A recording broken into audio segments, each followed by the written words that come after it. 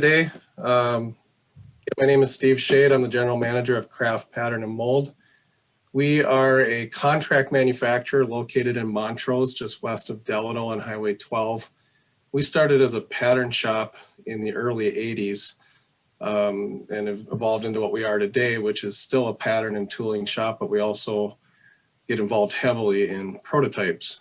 We'll talk a little bit more about that today. Originally, we were located in Maple Plain. We relocated to the current facility in Montrose in 2012 after outgrowing that facility. We're located in the old stock lumber building as you come into Montrose on the east side. The facility is about 54,000 square feet under roof. Picture you're seeing there, the main building houses our pouring and foundry molding operations, as well as our machining and engineering and management.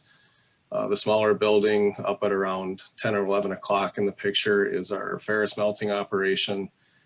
That's a separate building facility for cleanliness reasons. And the building towards the front of the property is our warehousing facility. What I'd like to do is start off the presentation today with a couple of videos. The first one giving an overview of who we are. It's a couple minutes long, not too long. Gives a little history and background who we are. And the second video will talk a little bit more about the processes we work with and some of the materials. So bear with me. Let me know if there's any issues. I believe this should play and not have a delay or a lag, but let me know. The aftermarket world of Kolpin is defined by innovation and speed to market. Craft Pattern helps us achieve that speed to market. One of the main advantages that Craft Pattern and Mold has over their competition is the ability to produce and manufacture products all under one roof.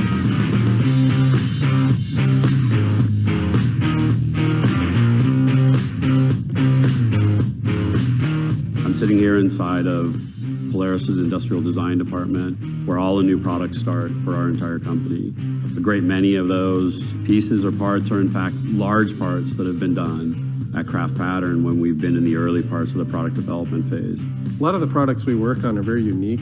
They're not long-term, long-running production jobs that are set up to run millions of widgets. We're running one-off pieces, maybe tools that are for very special applications or new industries that haven't been developed yet.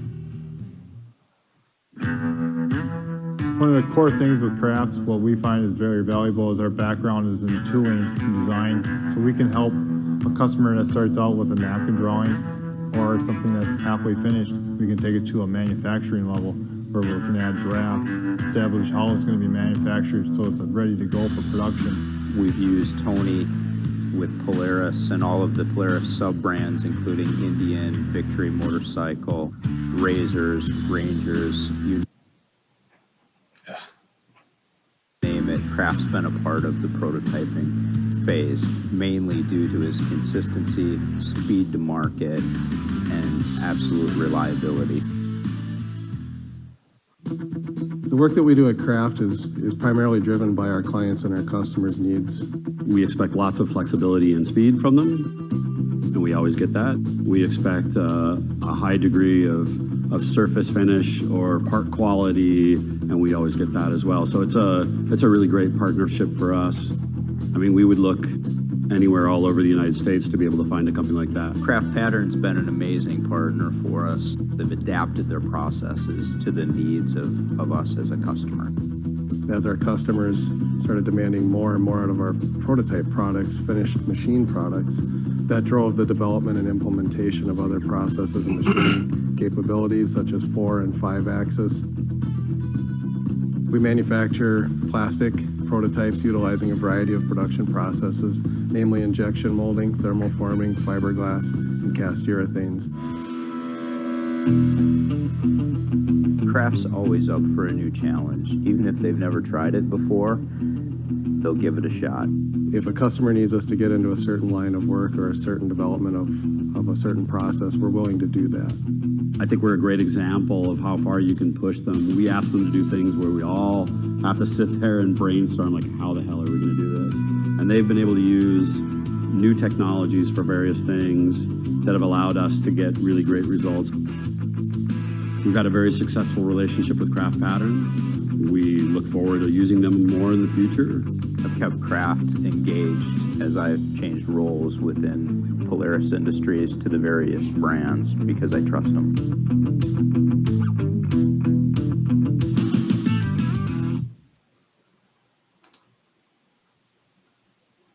Okay, and then the second video, as I mentioned, is going to speak a little bit to some of the materials and processes we work with. This one's quite a bit more brief.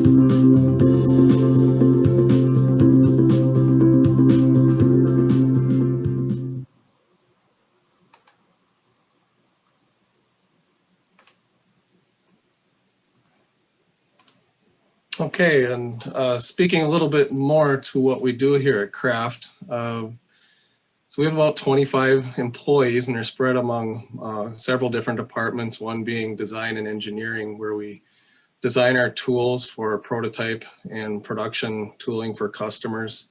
We also do some reverse engineering. We have laser scanning capabilities, and we're very heavily invested in CAD and CAM software.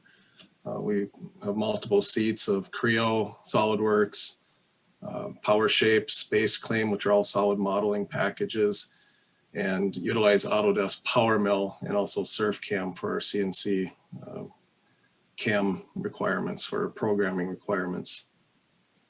As I think I mentioned, we're a contract manufacturer. We don't design any of our own products, and most of the design that we do is for internal purposes. So it's again, of tooling, of maybe casting, some modifications that we need to make for manufacturing purposes, and able to get that part out to the customer. We do work with customers on developing their parts. We have a lot of experience with castings and tooling, anything to deal with molding and forming, fiberglass, thermoforming. So we can offer our customers a lot of assistance in being able to make their parts manufacturable. So when we're done with our part of the service, they can take that design to production and be successful in launching into their production activities. We cast and pour different materials in-house. We have a ferrous melting operation as well as non-ferrous. We'll talk a little bit about that a little more here on the next slide. We have a 3D sand printer, which has been a real game changer in our industry. It's afforded us the ability to offer our customers toolingless options, where we can go directly from digital to a printed mold and metal within a matter of a couple of days, not a week or two. We have CNC machining. We secondary machine most of the parts that we supply our customers, and we also machine parts out of solid materials, billet, and stock. Any commercial available alloy we can generally handle. We also offer balancing services for rotating parts and also secondary processing through a network of vendors that we have locally in the Twin Cities area. That's usually in the form of painters or platers, chem film, anodizers, things like that. And we offer NDT inspection and certification of the products and materials that we sell.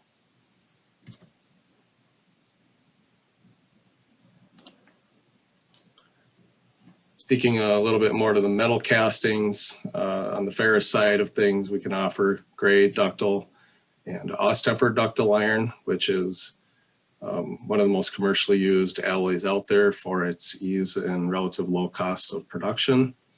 We get involved with Ni-resist and ductile Ni-resist materials as well for their elevated wear properties, carbon and stainless steels. And from a non-ferrous side, we can pour zinc materials and also 200 and 300 series alloys aluminum. We have a spectrometer on site. We validate all chemistries with each heat. We're a batch melting operation, so each heat is formulated specific to a specification or a customer's requirements. That's very customized and doesn't really play well in a production setting, but in our prototype environment, it's very advantageous for us to give the customer what they want. We also pour test bars with each sheet, and those are sent out to be separately pulled by a third-party independent lab for verification of mechanical properties.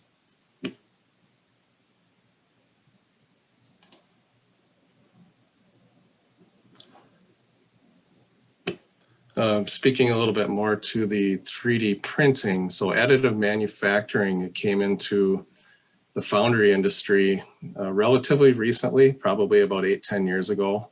It doesn't sound recent, but 3D printing's been around since the 90s. Kraft actually owned one of the first SLAs that were out on the market in the United States back in the 90s, and has since exited that business because it has become fairly mainstream, and it's not a business model we want to be in as a service center.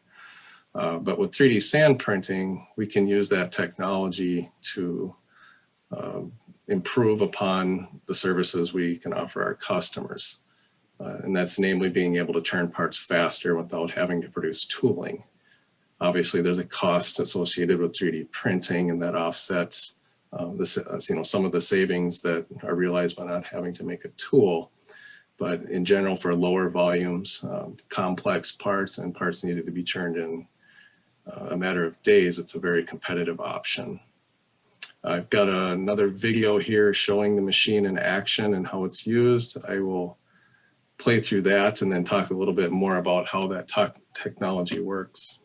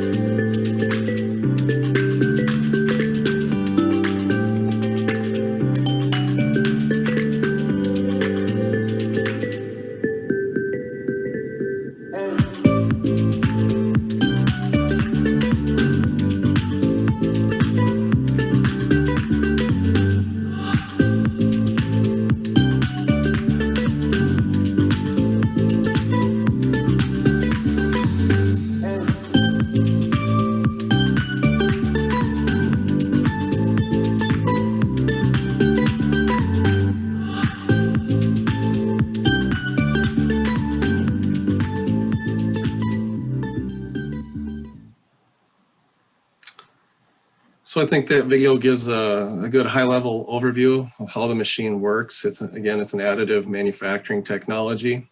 The machine we have is made by X1 out of Pennsylvania.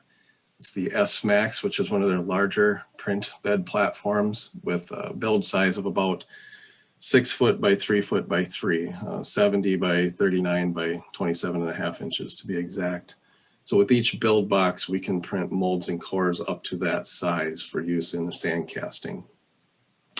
We utilize a 2-part resin system in the machine. It's the commercial resin that's used in other chemically bonded sand molding processes. So it's a commercially available material. It's friendly. It's very well known performance characteristics of it.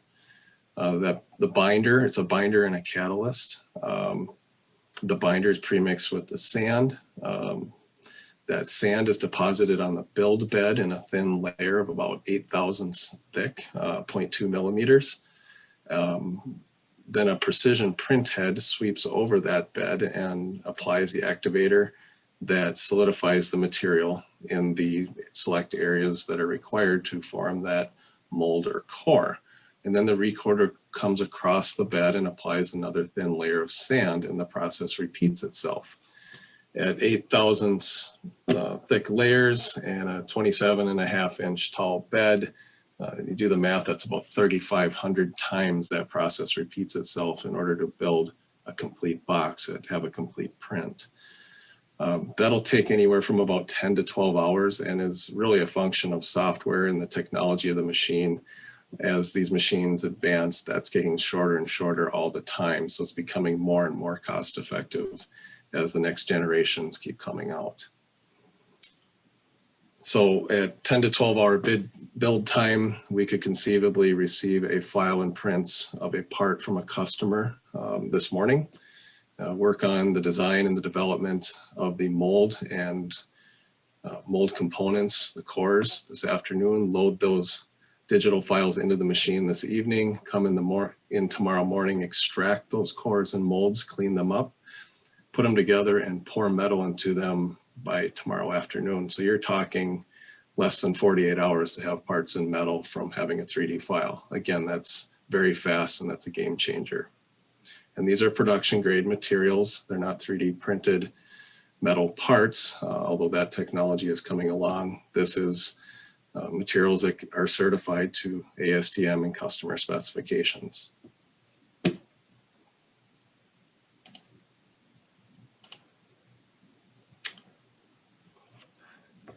respect to machining, I mentioned most of the parts that we touch are CNC machined and provided to our customers in the complete condition. There are some customers, machine shops that do purchase castings from us, prototypes, for use in their development for their customer or maybe their own products. We're mainly a milling shop.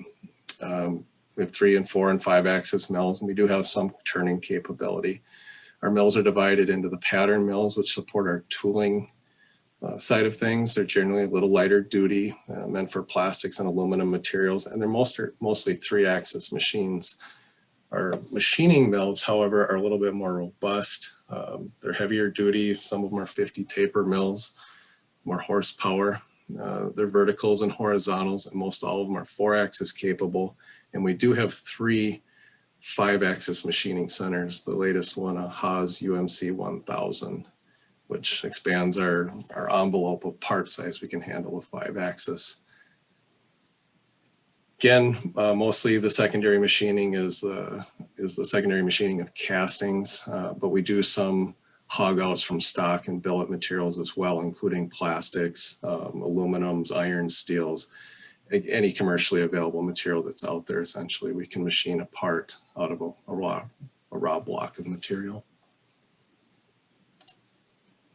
Our quality department, we house a large bridge CMM, and we also have 2 ferro arms, which are the articulating inspection arms. Romer's another brand that's out there. We have ferro. One of the arms has a laser scanner attached to it, which allows us to conduct profile inspections of parts against 3D files for verification and conformance to print tolerance. It also allows us to conduct some scans for purposes of reverse engineering of parts. So a very useful tool. We supply ISIRs, first articles, PPAPs, any customized inspection requirements that our customers demand.